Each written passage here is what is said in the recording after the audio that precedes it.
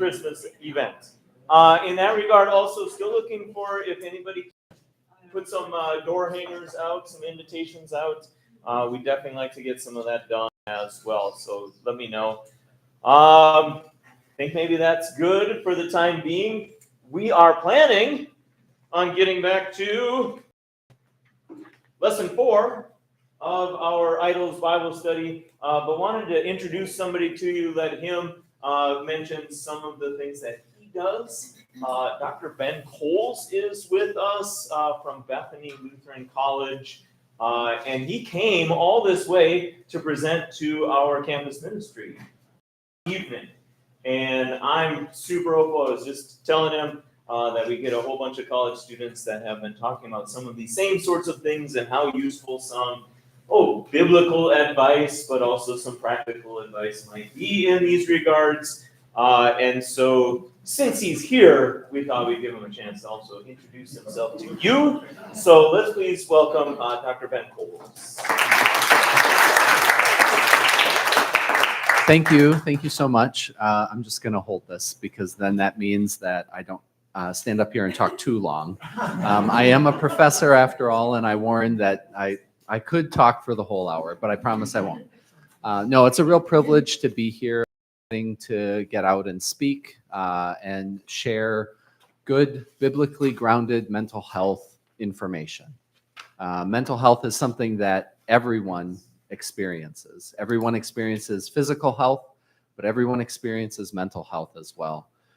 So when I was asked, hey, do you want to talk at Bible study? I said, sure. I would love to share a little bit about what we're doing at Bethany to train future Christian mental health counselors. And I know that counseling is an important part of your ministry here at Grace. I see the counseling center outside your building here and know that serving the mental health needs of the college students, of the members, the community, I know that's been an important piece of Grace's so I think that's just fantastic. When I heard how long that has been going on, I just was thoroughly amazed because I think there are some churches that are just trying to figure out how to do that, how to partner with mental health services to be able to serve their community in that regard, as well as in their spiritual wellness. So Bethany has been around for nearly 100 years as an institution. It has a fine tradition of education, of the arts, of the sciences, and over the years it's continued to grow.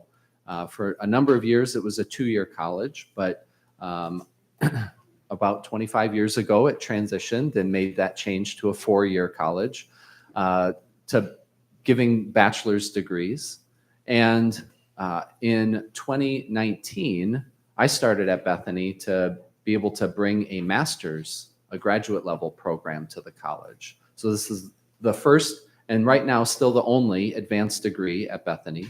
We're working on others, but in terms of mission fit and being able to serve our WELS and ELS people, a counseling program made a lot of sense. So I started in 2019.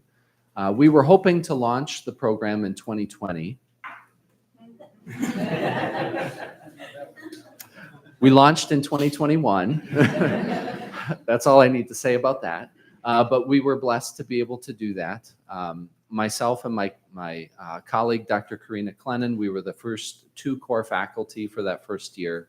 After year 1, we added Dr. Helena Stevens. So the 3 of us are the core faculty for that counseling program. We teach full-time in the program. We do have some adjunct instructors, but all of those adjunct instructors are WELS people as well. So that's a really important distinction for our program. When you go to other maybe programs that are Christian in name, a lot of it is dependent upon who's teaching what class and how much Christianity or what kind of a biblical perspective you're going to get on things. But for us, it's really important for us to have that confessional Lutheran perspective in all of our courses. So all of our classes are designed to be delivered online. So we reach students across the country. We have graduates here in Arizona, students currently going through the program here in Arizona. Licensing in our field is really important. In order for people to access care, they need to see a licensed person. And so our program is a pre-approved program here in the state of Arizona for licensure. So all of our graduates have a really clear pathway into their profession. That's something that I've been really committed to as well as we serve students in new and different states. We have a couple of students in Utah this year for the first time, and just ensuring that they're license ready as well. We've gone through a really rigorous accreditation process over the last couple of years. That's concluded, and we're just waiting on that accreditation decision that should come out in February. And that accreditation, it's CACREP, it doesn't matter to you, but it's really the gold standard in our field for professional counseling training. And so why do I say that? Well, because just as important as holding to biblical truth, it's just as important for us to meet the highest standards in our profession and in the eyes of our secular counterparts. Because sometimes it happens that folks say, well, I don't think that Christian counseling, I don't think they're trained all that well. Or I don't think they have the knowledge or expertise that somebody does from maybe a state school or a different secular private college. And we can just say, that's just not true. That's not true. Our graduates are exceptionally trained and prepared. It's a joy getting to do that. I enjoyed a 17-year career as a professional mental health counselor, serving in all different capacities, working with kids as young as 4 and 5 years old on an inpatient psychiatric unit, to married couples, to older adults, and everything in between. And now getting the privilege to share that experience and the knowledge and the training that I have with our students is a real privilege as well. We serve students across the lifespan as well. It's not just 20-somethings that are in our program, or 30-somethings even. In fact, a couple of years ago, we had our most senior graduate at the young age of 72. So it's never too late to continue your education. But yeah, we serve a lot of adult learners, second career, advancing career people as well. I do have a brief video about our program that I wanted to share with you. But before I do that, I just ask if there were any questions that anybody had. I'm happy to answer them if there's something you're curious about. I did bring some program brochures with me as well, and I can leave those. You can pass those along to somebody that maybe is a helper. But I saw a hand over here. Who do you serve? Do the counselors serve people in like elementary, grade, middle school, and high school, or is it? Yes. Or is it church, or? All of the above, yeah. So our counseling is kind of a broad term. So there are folks that serve as school counselors. There's people that serve as mental health counselors, or addiction counselors, or marriage counselors, right?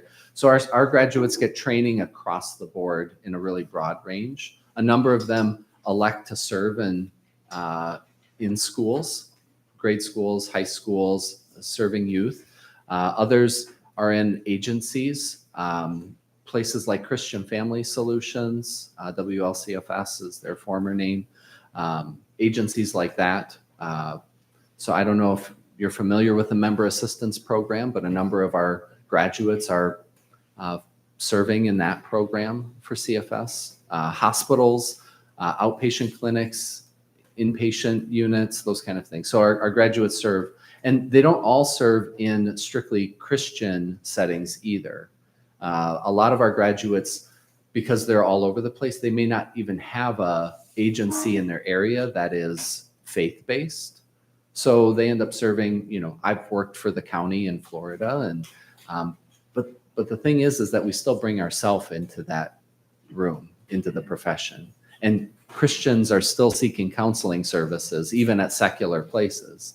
And so being able to integrate their faith in that, in their care is super important. So yeah.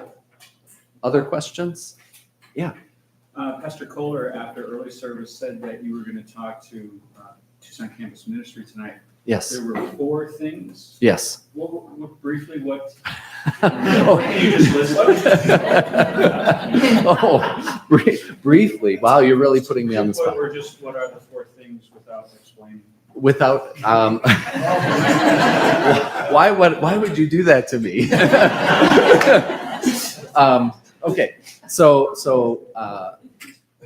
our world thinks of wellness and resilience oftentimes in forms of self-care, where we're taking care of our physical bodies or we're attending to our mental health needs, those kind of things. But to truly cultivate resilience in our life, it's more about our mindset, what our perspective is on things. It's about our connections, our community, who we're connected with and who we spend our time with. It's about, there's something called growth mindset that is also important, but I think a Christian perspective on growth mindset is something that we're going to spend a little extra time talking about tonight. And then we do need to attend to self-care. So there will be some discussion of that, but it's not, wellness and resilience isn't about doing more or being self-focused or selfish. A lot of times it's about making connections, serving others, having a mindset focused on heavenly things rather than earthly things, and being able to grow and persevere through hardship and struggles. So, Thank you. yeah. So you mentioned you work in Florida for the county, I think. you said. I did, yep. So being a Christian counselor working in the public sector, what Yep. sort of limitations were they putting on for bringing the Christian perspective into a public? Sure.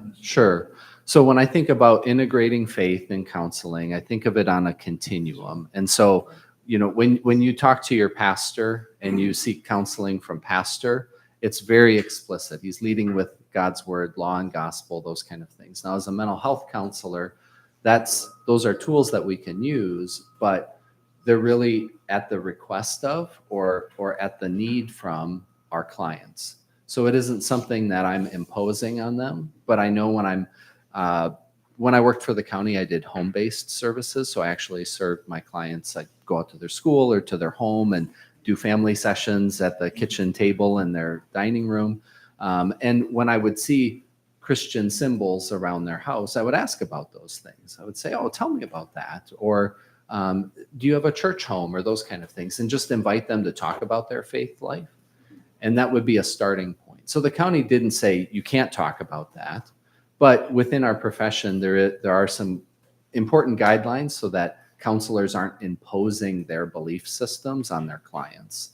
And I would say that's probably a good ethical practice across the board, because you're not going to see eye to eye with every counselor or every client that you see. So it's really about accessing their faith life and drawing that out in a really explicit way. So even, when I worked for the county, it was just fine. Yeah, and you had a follow-up? Actually, it's another. Oh, question. sure. So your training does not allow you to prescribe medications. No, I am not a prescriber. So how do you work with doctors Mhm. that can? Because I'm sure there are times. when Absolutely. you're like, we think you are needing something. Absolutely. Yeah. So I do teach a course in our program in psychopharmacology, which is focused on all the medications used in treatment of mental health needs. And there's a lot, because it is important for counselors to have an understanding of what medications are available, what they do, potential side effects, not because we're prescribers, but because we see our clients way more frequently than a physician does. I know when my clients would go in and see their psychiatrist or their primary care doctor, it might be 15 minutes or 20 minutes, and maybe 10 of those are with the actual doctor. But I'm seeing them every week for at least an hour, sometimes more than that. So it needs to be a collaborative relationship. And so within our field, Obviously, HIPAA is important and privacy and those kind of things. But when you share care for somebody, you can sign a release of information so that you can communicate. So we try and train our counselors not just to know about medication, but also how to be good consultants with prescribers so that, we can be a resource for them. Is the counseling for pain, do you have to pay for those services or? When somebody is going in to see a counselor, that really depends upon the setting. Sometimes insurance, there might be a copay, there might be a sliding fee scale for folks that maybe don't have insurance or are underinsured. If you have Medicare or Medicaid, usually those cover a lot of the cost of counseling as well. It's just kind of like going in to see a doctor, but that's why licensing is so important, because if you don't have a license, you can't access insurance and you can't get those benefits. So School age would be up to the school to provide care? correct. Yeah.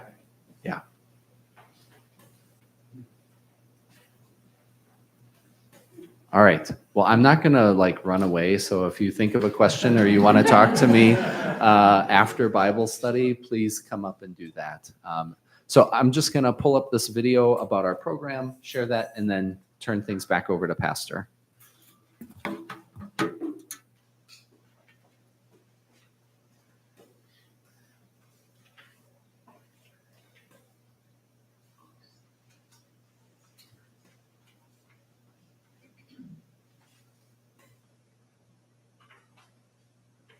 Before I started this program, I was basically a stay-at-home mom. I spent 20 years as a parish pastor and another 4 as an area Lutheran high school religion teacher. I thought I would have to have a psychology background to really know what I'm doing, but being a teacher applied in so many areas, it really prepped me well for this, and I was surprised at that. I want people to know that whatever their life experience has been, that's going to be useful, and that's going to be meaningful in your development as a professional counselor. I don't quite think I would be a counselor if I wasn't able to be a Christian counselor. I wanted an education that was going to grow me in my faith. At Bethany, the faculty and my peers are constantly keeping Christ front and center while also challenging me academically and pushing me to grow. Part of our mission and our core values is to incorporate and integrate the Christian faith into our learning, our development, and future care that we're providing for clients. The master courses are all online except for the residency weeks. So we get to do a lot of the courses on our own time and at our own pace. Having this flexibility of online learning, I've been able to stay in my part-time job and also to do things like attending my kids' sporting events and even traveling when I need to. The profession of counseling is all about connecting, and a core value for us is fostering those connections between faculty and students and between the peers within a cohort. I'm so overwhelmed with the support, and it's way better than I ever imagined it would be. People think of online learning as a very disconnected process. The faculty are intentional in fostering and providing opportunities for the students to engage with one another. It's just much closer than I expected when we're all spread across the country. One of the highlights of this program is that we get to come together a couple times in residency and practice our counseling skills in person throughout the course of study. What I thought would just be fellow students has become friends, colleagues, and brothers and sisters in Christ. Their friendships helped me to grow professionally. It's helped me to grow spiritually. This translates back into the online environment, and those students develop these connections that are probably going to last their entire professional career. Bethany Lutheran College.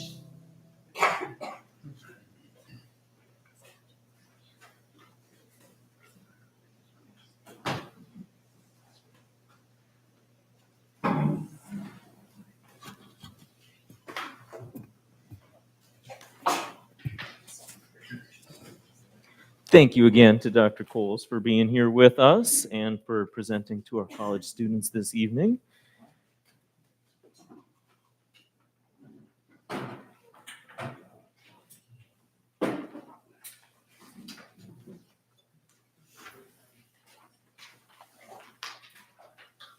we talked about giving you a chance to answer questions, and Pastor Kohler and I said, it could go anywhere from the 15 minutes that Dr. Coles told us he thought it would take approximately, to you might take the whole class and ask about things related to that. So I do appreciate some of the discussion. And let's pull out lesson 4 on idols we never knew we had. And we'll do a quick review and get back into that. Let's offer a prayer as we get started. Dear Lord, our Heavenly Father, we thank you for bringing us together again this morning for worship and Bible study. We thank you for bringing Dr. Coles safely to be here with us to meet with our students this evening and for sharing this information with us this morning. Bless his travels as he returns as well, and continue to bless the program that he oversees there at Bethany. Be with us as we continue to discuss the temptation and the dangers of idols and idolatry in our lives, and help us to always seek and find forgiveness in Jesus Christ, our Savior. Amen. One more comment on that as I was praying for success for the program. Just thinking in terms also, like our church history class has talked a bit about WELS history. We've touched on ELS and history and relationship. And I get a chance to say over and over, like, the one other church body that's in fellowship with us in the United States. But here's an example of why that is such a valuable thing. A program like this, not just what he explained about, if you go somewhere else, it might be different depending on, but if you go to a different Christian program, well, there's a reason that we have and exercise and celebrate church fellowship with a very narrow range of churches, and that's because of false teachings in other places. And false teachings are never useful. They're never helpful. They may look like it on the surface because people get excited about them. And so this comfort level of they are teaching the same thing that we are teaching. And so to be able to just wholeheartedly endorse something like that really is a blessing and really is a privilege. So another thing I'm just very thankful for as we have a chance to kind of recognize that and say that this morning as well. So we are on our third idol as far as talking specifics. And we started with this whole idea of, am I really an idolater? Of course I am, because there are times that I don't fear, love, and trust in God above all things. Well, what else might be a thing that I fear, love, or trust in more than God? We talked about success. We talked about love. Now we're in the middle of talking about sports. And I made my confessions a few times last week, and I glanced around and I kept thinking, like, I might be the worst offender. No, I'm not, because I see Danny smiling over there too. But we're towards the top of the list for this one, I suspect. And so that's part of seeing a wide range of these ideas and putting them into place, right? It's not, hey, gotcha, I found your idol. Not the point, right? But always our point is seeing our need for a Savior, and then, of course, being reassured that we have in Jesus someone who never had an idol in any circumstance or any situation. And if we glance, we're going to be on page 3 to start, right about the middle. In fact, it's question 3, so we got lots of 3s lining up for us right now. But just glance back at question 2 to think about some of the specifics that we got to. We said it might be an idol for your own time and money and effort, like the things that I do. Recreational events, activities, leagues, so on. It might be my kids, getting them involved in all sorts of activities and opportunities and all of these Again, it might be spending the money, it might be spending the time, it might be taking away from other things. And then the last one, oh yeah, also how caught up am I in professional or we live pretty close to a college here. Maybe that's a little more likely than the other one. But your collegiate sports team, okay. Recognizing those temptations, recognizing that these might be idols in our lives. Question 3 says, why? Why? What is it about sports that it captures so many people? What do you suppose is so alluring about sports to many? Who wants to start our discussion this morning? Gary. Well, maybe part of it is that a lot of people have a very competitive spirit, and that they get involved in the sport, they almost become part of it by watching. Okay, so just a spirit of competition, and maybe we kind of naturally, in some cases, trend towards competing, and you kind of naturally feel an affinity for the team. Any sports fans out there catch themselves saying, "We did this," right? Oh, what part exactly did you play? How helpful were you to the success of your team? Oh, it's we, right? What else do we want to say about this? Eric, please. After that, it's easy to find people who think the same way you do. Okay. Apparently, if you're in Milwaukee, Green Bay, it's easy to find people that agree with your thoughts. Might not be the same way if you're sharing your religious beliefs. So it's not just the team on the field, but it's my team of fans. It's my group. It's my tribe. There's all sorts of ways to describe this affinity that I feel for people who have something in common with me. Maybe Anne feels strongly about it. Relates to one of the blessings of getting together for worship on a weekly basis, right? That, oh, look, we get to encourage one another in everything that we face. But, for teams too, if you lose, then everybody gets to kind of feel sad together and say, hey, maybe we'll get them next time. And if you win, everybody gets to high five each other and celebrate, and that's enjoyable. Kathy. I'm going to relate this to something that Julie brought up last time about maybe a musician that you're seeing that is your idol. Okay.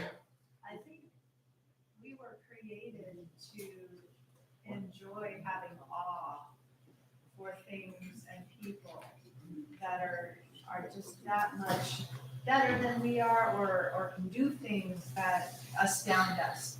And that's just part of us. Okay, so recognizing and celebrating talent and just trying excellence. Yeah, that I'm seeing a performance and I go, wow, I couldn't play that instrument like that. I couldn't perform on the field like that, but I just get to enjoy watching and seeing that. I think that's absolutely a part of it for many. Bob, please. Yeah, I've run onto a number of people who just love to compete. They want to compete with you for anything and everything. Okay. You and Gary both like to compete. And we're gonna find somebody to go against so that we have some competition in our lives. Other Gary. Don't forget, there's also the teams that you don't like. The dark side of competition here. I need somebody to cheer against. This is what Gary's all about. Okay, go ahead. So if your team loses, at least you can loses too. If my team loses, at least I can cheer against somebody else. All right. All right. Anything else? Why this is so alluring? Yes, please. Yeah. I am not tempted to worship an idol I've never heard of or never seen. Sure. But it's Yeah, you might have caught one that's not anywhere in the notes that I took or thought of, but just the and we hinted at it previously. Just accessibility.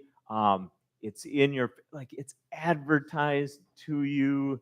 That yeah, just and I mean, I advertise it at times, right? I walk around with the sports team's logo on my clothing, and there it is. Did I see another hand over here too? Yeah, Beth, please. A couple things. Kathy kind of touched on this, just the entertainment value of it.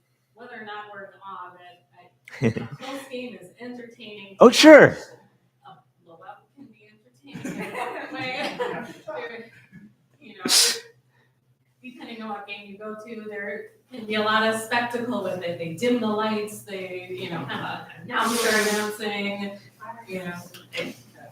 The U of A football game wouldn't have been real entertaining for me yesterday, but I would have gone to watch the band. And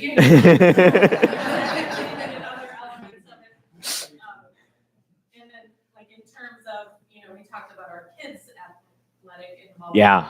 It's fun to watch your kid try something new or be successful at something. So, as a parent, if you're watching, or a friend even, you're watching a friend play a sport, it's fun to watch someone you care about do something they enjoy and maybe have some success with it. So the spectacle and the possibility of that, the excitement, and then perhaps someone's involved.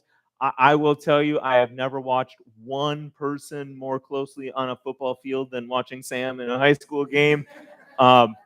And maybe at times I help Beth out by pointing, Sam's right there now, and just so she knows numbers, but she doesn't necessarily know, like where he's going to line up in the same way that I might. But and so to be able to focus on that and cheer that on, absolutely. The notes here talk about adrenaline and endorphins. I better not say anything with a doctorate level teacher about brain chemistry and things like this, but you get the idea, right? And that goes to the excitement piece, and that this is particularly interesting. Debbie? I think for some people it's also a way to escape. Like, Sure. Going on in your life and you just don't Same thing. think about it, and you just get involved in the game and you don't have to think about the other things. All right, could have called on either hand going this direction. They were both thinking, man, this is just an escape, because I have to worry about serious things a lot of the time, and then we kind of know as involved as we get in the sporting activity, like it's something else. It's not the other stuff, and I'm not really as worried about it at times. We'll maybe come back to that eventually. Anything else about sports and its allure? Don't want to miss out on. I think we covered that pretty well. There's a lot of potential, and maybe different ones of the ideas that we came up with are stronger for different people, right? Whether it's the competition or being angry with somebody else and wanting them to lose, those sorts of things. All right. I kind of enjoyed this question after a while. It took me a little while to get there, but number 4, one of the problems with getting rid of idols in our hearts is that we can't just eliminate them. We have to replace them. Do we have any movie buffs in here who can picture Indiana Jones in Raiders of the Lost Ark? So there's a I see a couple no's. We don't know what this is talking about. I wondered if that was the case also. So he is like the most exciting archaeologist ever. Archaeology is actually kind of boring. You dig around in the dirt for a long time, and eventually, but this is Indiana Jones. He carried a whip, and he did all sorts of exciting things. And he knew that this idol, it was an idol, an actual carved idol that he was trying to get, and he knew it was going to be booby trapped. And so he brought a little sandbag with him, and he was going to take the idol and put the sandbag down, and he was trying to make sure that it's the exact same weight and everything. And so he even eyes it up and dumps a little sand out and thinks, okay, I've got it. And he swaps it out and he goes, okay. And then it triggers the trap. And so he's running for his life out of here. But the point was that setup, apparently, I don't know how this would have really worked, but needed the exact pressure on that spot so that it didn't trigger this trap and this danger. And that's why that idol was safe there. And so this is compared to our heart. We've got something pressing on our heart. That's a different picture, right? But if it's an idol, if it's not the true God, we take that off. We need the true God to replace that. Otherwise, we're just waiting for something else, really. How might you restate the gospel in terms that resonate with a sports enthusiast? And then we're going to go on to think about how that maybe shapes our public and corporate worship. That's again, we did talk last week. Worship is a broader term. Worship incorporates our entire lives as Christians. But we talk about public and corporate worship. That's saying, Sunday morning, the things that we do in the church service.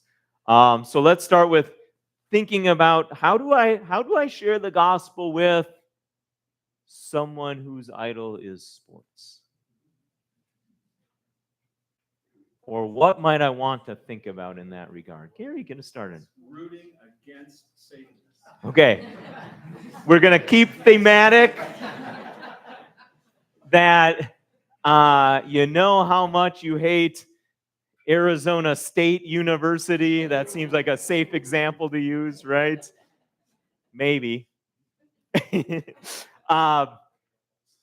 And yeah, right? It just gets better and better. They're the Sun Devils, so there's all sorts of connections there. But it's even worse when you think about the true, real evil. And so pointing out that dichotomy, like what is evil, what's the opposite? And how do I get to the point of, I like that as a starting point. Jeffrey, you got something for me? Team Jesus. Absolutely. And it sounds kind of hokey even, but I mean, where are U of A logos around? Like, we should be wearing our Jesus logos around. And it might not be the same way, but just think about how the Bible describes it, right? Getting dressed. Put off the new self and put on, did I say new? Put off the old self. Make sure we get those right. Put on the new self. That's the goal. Ephesians 6, put on the armor of God. And of course, letting our light shine. Like all sorts of examples that say really the same thing. You are on this team. So let it be known. Let it be seen. Kathy. The thrill and excitement that you have is going to be nothing compared to eternity in heaven with our God. Yeah. But they can relate to that euphoria that they feel. The various things that we mention in connection with why sports can be alluring and exciting, how do we bump that up to a level of saying, like, this is the real thing? This is where we really want to focus that sort of attention. Beth. Jesus did something that I can't do. He lived the perfect life. Like, wow, I should be in awe of him constantly because I can't do that. The awe that we talked about, seeing someone perform in a way that I never could, this too is blown up to the extreme. Being perfect. I can't even get close to that. But he did it. Okay? We win, though he did all. Yes. Victory. And the real victory. It's because, Jeffrey, we're on his team. Like, and like that just makes me think of David and Goliath and the whole, we've got two battle lines drawn, and they say, hey, let's not do this. Let's just go one-on-one. Oh, it's just we happen to have a guy who's 9 feet and really tough and full of armor, and no coincidence that we asked for a fight to be this way, but like the winner is the winner, and the other army is just gonna go along with that result. That's the plan, the idea, and if it's Jesus against the devil, which it is, we get the benefits of our champion winning on our behalf. Please. And that part of snatching victory from the jaws of defeat, just when it looks like he's lost. When it- Resurrection Sunday comes along. Yeah, that Easter is a trophy presentation, right? That here's the victory seen clearly. Eric. We always hear that the quarterback threw up a prayer in his the great thing about it is with Christ, all of our prayers, all of those throws that go up, and we didn't have a prayer, we have a prayer, and they're all. Isn't it amazing? It's like the world knows that this is a religion for some people, huh? In fact, I mean, again, it's false doctrine, but if you're down to the last second and you throw it in the end zone, this is not just a prayer, but it's a Hail Mary that's going on. And so, yeah, that recognition of, we even use some of the same terminology. Of course, let's look at the real context for it and the real results, the highest level of, this is a victory. Nobody really mentioned Jesus as the MVP, although we kind of got that direction. That's just one of the notes that was available here. I think we did pretty well otherwise. Anything we want to say about our public worship in this regard? Please. And I'm not going to sing this time, you know, follows you. There's a great country song out there called Heroes, and they're talking about like Joe DiMaggio and Tom Brady, and then this one kid goes, but he rose. And so his hero, he's talking about Christ wearing a blood-stained jersey, and it's just a fantastic song about it. All right. Other kids are talking about their heroes, and then he talks about his hero, and he said he rose. And so, Well, that is a cool turn of phrase that I'm not familiar with the song, I don't believe, so may have to check it out sometime. It mentions here again the picture from Revelation 5. Remember, I said, it's interesting. We're talking about idolatry and we're talking about sports, and we start with a Bible passage that doesn't talk about idolatry and it doesn't talk about sports, but it does talk about that spectacle, and it does have that. You have to be careful, right? That we don't paint wrongly about, well, we should make our worship more of a spectacle. Right around Super Bowl Sunday every year, something comes out about the celebrations that happen on the field, and maybe we should dump a cooler of Gatorade on our pastor on a Sunday morning. You've seen that kind of that's not really the direction I want to go. That's not the point that I'm trying to make. But to think about, again, some of the things that we said, why are sports so alluring? That we get to take those same things and say, like, this is the place where they really happen. Real victory, intense competition, the things that truly matter in this way. And sometimes, and this goes for, I'm sitting in the pew, sometimes I'm just kind of bored by it, or I'm up front, sometimes I don't give it the attention and the care that it deserves, saying, hey, we are celebrating this. Maybe there's a little bit more for us to say there next time, because we're quickly running over. Lori? All right. We've got a good one today. We'll think about getting the Gatorade out for Pastor Kohler's preaching. Let's check in with each other after late service and see what we think. Thanks for the discussion. I really appreciated this, and we'll see you again soon.